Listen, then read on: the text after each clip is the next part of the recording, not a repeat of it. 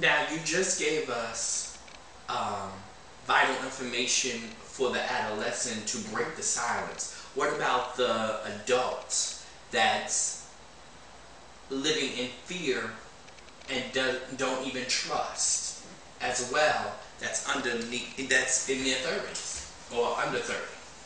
I would say first to any adult that's facing a sexual assault, rape, or anything of that sort, the first thing I would suggest you to do is to tell someone as close as your physician, voice that to co-worker or supervisor on your job, someone who can step in, someone who really may not even be around your normal social setting in your life, such as your husband or wife, or your sisters or brothers, or your mom or dad.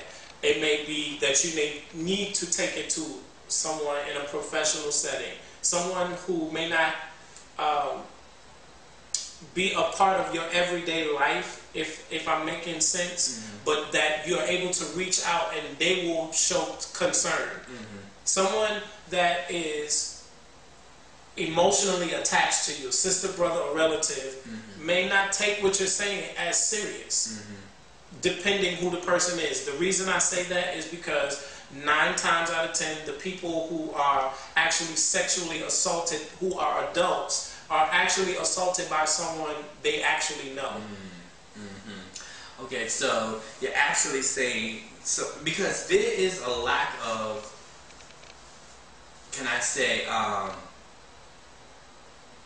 advocacy, yes, for individuals. You know, if we're gonna befriend someone, are we really friends with who we consider friends? I mean, if you have a friend and they're really your friend, open up to them, and they should have the ability to take it to the next step for you to actually get healing for what you're actually going through.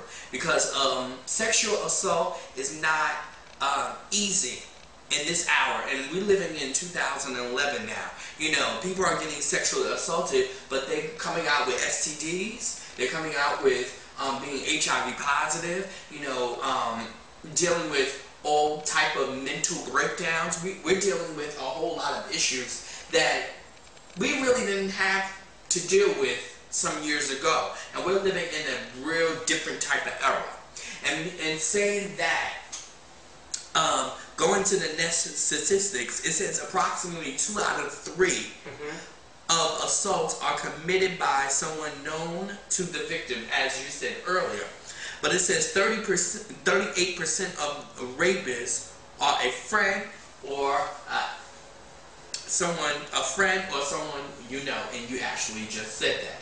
So it's almost alarming. It's almost really alarming that the trust level has gone down within the U.S. And we're just going to talk about the U.S. right now, because if we consider someone that we trust and we consider them friend, brother, authority figure, why is it? What is the issue at hand that? And now I believe that's why people live in such a silent mode, or they get into that mode of isolation, and or they go the other way and be really out there and promiscuous, and do some crazy things. And now I can really understand why people do what they do. And the question is, I did ask the question of how you break the silence, but do you believe in therapy? Of course, 100%. See, if I could express this, in the African American community, we are the type of community that what goes on in our house stays in our house. And truth be told, that's because we've experienced so much right within our own families, such as incest, abuse, being abused by stepfathers, grandfathers, whoever is doing the abusing, usually it's right within the family. So for you to come out and say, I need help, for you to make it known that there's a problem going on in my house, makes the family look bad, makes, of course, the family to be broken up now, because at some point we have to get rid of the abuser. I have a question. Now, during the many years that, you know, I talk to people on the phone, on the internet, and on, you know, any ways of communicating, I really have found, and we're going to take it a step further, and this is not to offend anyone at all, but we're going to step into the church realm, okay? People, and I mean over 10 years now, I have talked to many people, thousands of people that have been turned out in the church arena. And we're not even talking about Catholics, because we already know that that go down in history right about now. But let's talk about the Baptist church, the Black, African, American, Latino community churches that is still a taboo. Right. Sexuality has always been a problem within the Christian church. It is the #1 sin that everybody is struggling with. There's problems all throughout the Christian church with sexuality, and that stems from a multiplicity of things. That stems from married couples being unfaithful. That stems from homosexuality within the church, and nobody understands this and that, and this behavior and that behavior. This is an abomination. This is a sin. Even having a baby before marriage is a hot mess within the church, but everybody's still having babies and nobody's married within the church. So what is the problem? The problem goes back to, again, knowing how to cover ourselves as individuals, protecting ourselves, protecting our family, not being able to deal with some of the issues that do surface within our life on the onset. So, when it comes to the church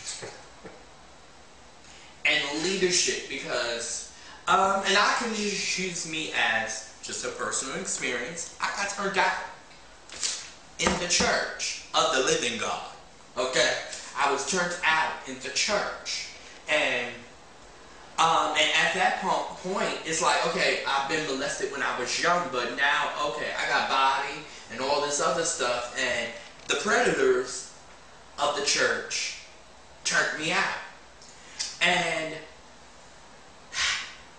my question is, how do people trust it again when it comes to authority figures? And we're talking about, you know, children as well as adults, because I know adults that still get turned out in the church. Well, there's men and women. There's a few things I want to say to that.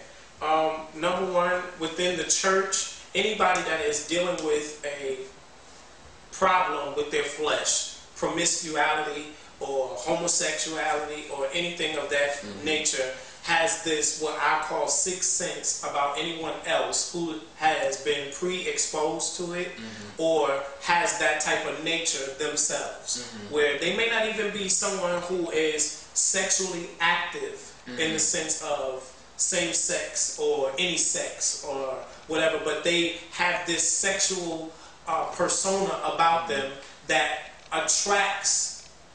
This is like a signal, like a radar that goes off for a sexual predator, that these type of people, I'm not going to say that it's anything that these people have done that draws them, but the predator themselves can sense something about that person and will say things like this: let me mentor you. Let me be a mentor to you. Let me be a spiritual mother to you or a spiritual father to you. And before you know it, you are trusting because you're yielding yourself, thinking I finally have someone who can help me be a better person, or be all that it is that I want to be. And they'll use whatever your gifts are against you. You know, in a sense, if you're a musician, if you're a preacher, you're aspiring to preach, to teach, to do anything, whatever it is that you are aspiring to do, they'll swear that they can mentor you. And truth be told, sometimes they are mentoring you, but the abuse comes in with the sexual activity. So what would you say to the person now, the adult that's in the church, that left the church, that don't want to have nothing to do with leadership at all? Is there still hope for that individual to for healing to come out of them? What would you say for some steps, if you have any suggestions of steps of healing for that individual? Well, the first thing I would say to any person, any adult, any individual that is experiencing that and going through that, the first thing I would say to you is go in.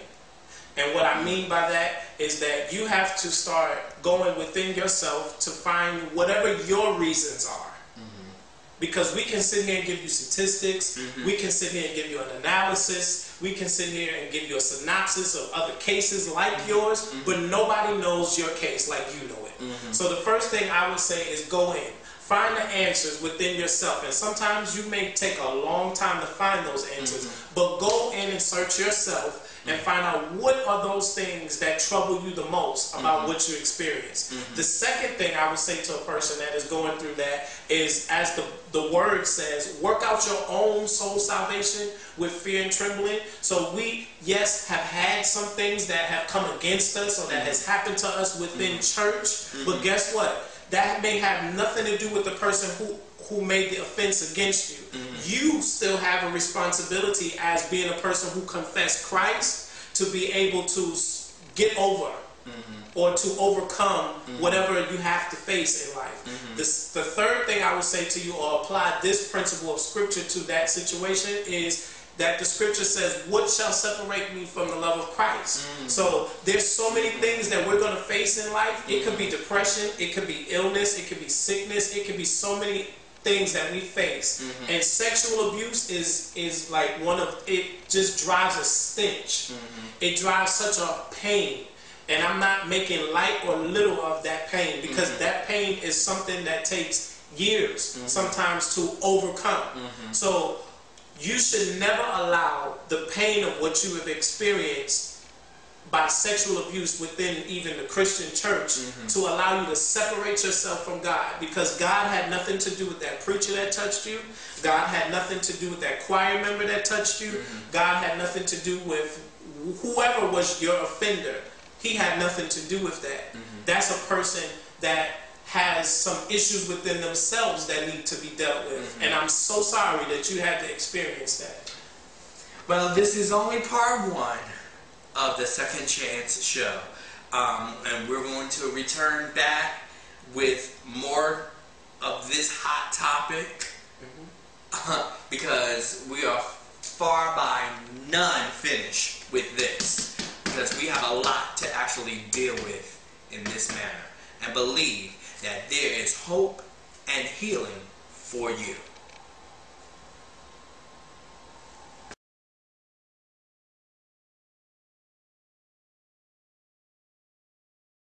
If you've enjoyed this edition of The Michael London Show, you can support by logging on to Facebook and joining the fan page, The Michael London Show. You can also add us on Twitter, www.twitter.com/MichaelLondonTV.